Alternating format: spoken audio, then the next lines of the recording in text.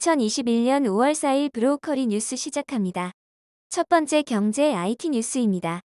조선비즈, 뉴욕타임즈 전문가들, 미국서 집단 면역 달성 가망 없다 전망. 미국 뉴욕타임스는 현지 시각 3일, 미국에서 코로나 바이러스 감염증에 대한 집단 면역 달성 가망이 없을 것으로 전망된다고 전문가들을 인용해 보도했습니다. 이는 백신만 나오면 곧 집단 면역을 달성해 코로나19를 근절할 수 있을 것이라던 대유행 초기 전문가들의 판단과 거리감이 있는 지적입니다. 전문가들은 다만 향후 몇 년 동안 계속 퍼질 코로나19가 통제 불능이 아닌 관리 가능한 위협을 바뀔 가능성이 크다고 전망했습니다.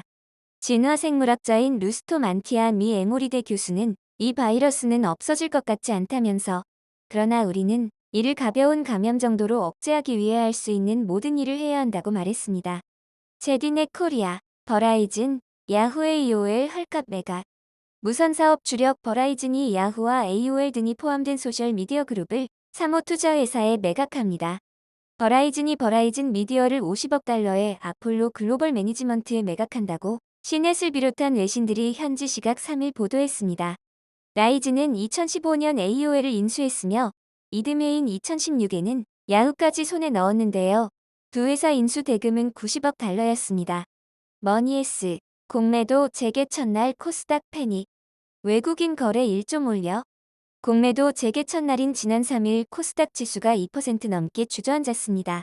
코스닥 시가총액 상위 종목 중 헬스케어주를 중심으로 투자 심리가 악화되면서 약세를 보였는데요. 공매도가 재개되자마자 1조 원에 가까운 외국인 거래가 집중된 것으로 나타났습니다. 4일 한국거래소에 따르면 전일 코스닥 지수는 전 거래일 대비 21.64포인트 내린 961.81에 마감했습니다.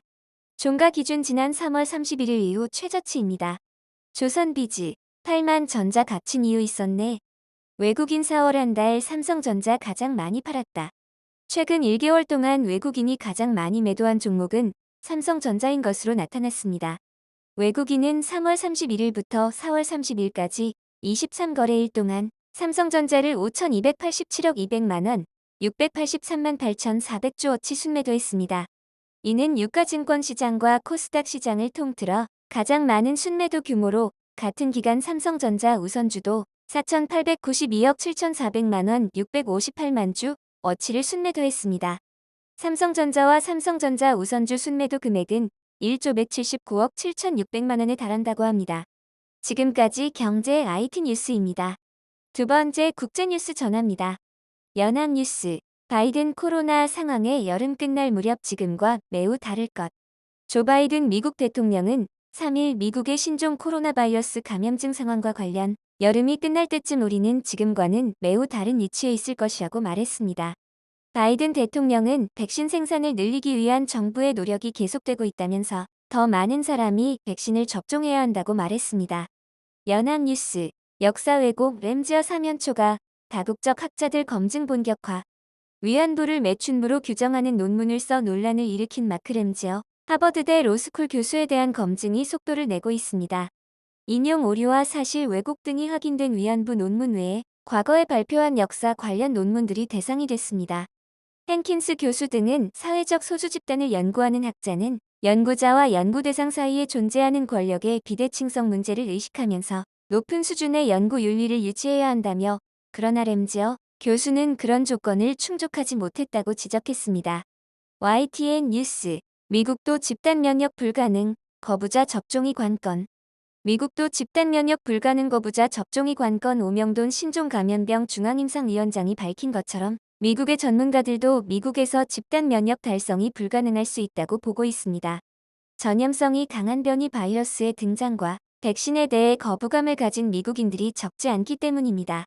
미국 전문가들은 오히려 미국에서 집단 면역을 달성하는 게 영원히 불가능하다고 의견 일치를 보고 있습니다.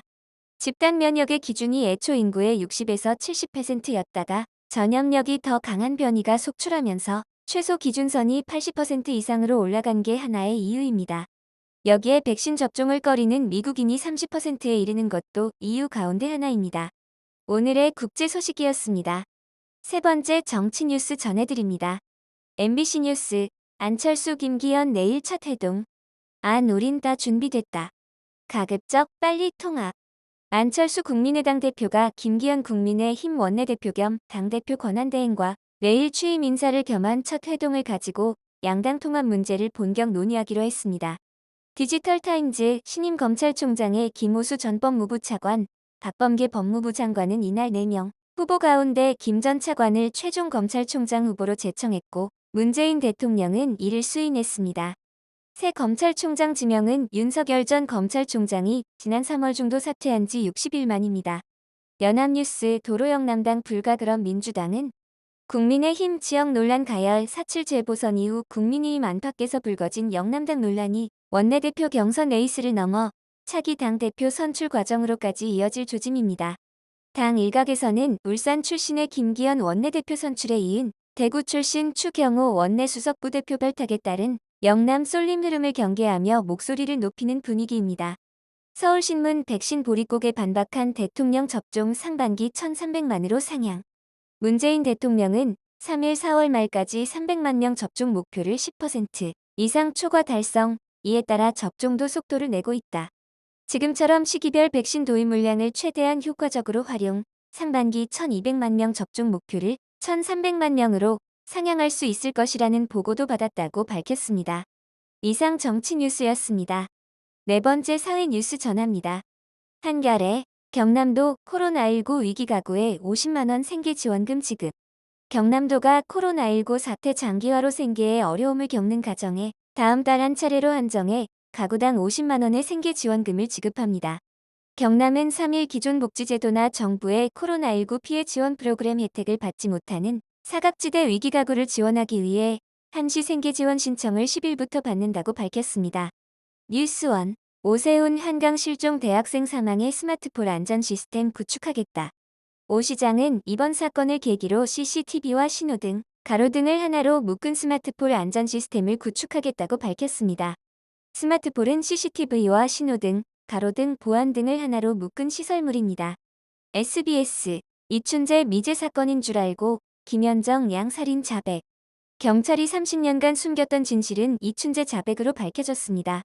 이춘재는 현정 양 사건 역시 미제 살인 사건인 줄 알고 자백했던 것으로 드러났습니다.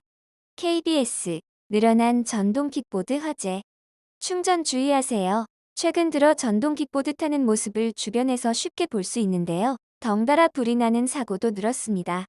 특히 배터리를 충전하는 과정에서 불이 나는 일이 잦아 각별한 주의가 필요합니다. 전문가들은 화재 위험을 낮추기 위해서는 과충전 보호장치를 장착한 인증 제품을 사용하라고 권고합니다. 이상 사회 뉴스였습니다. 행복한 화요일 되세요. 브로우커리에서 전해드렸습니다.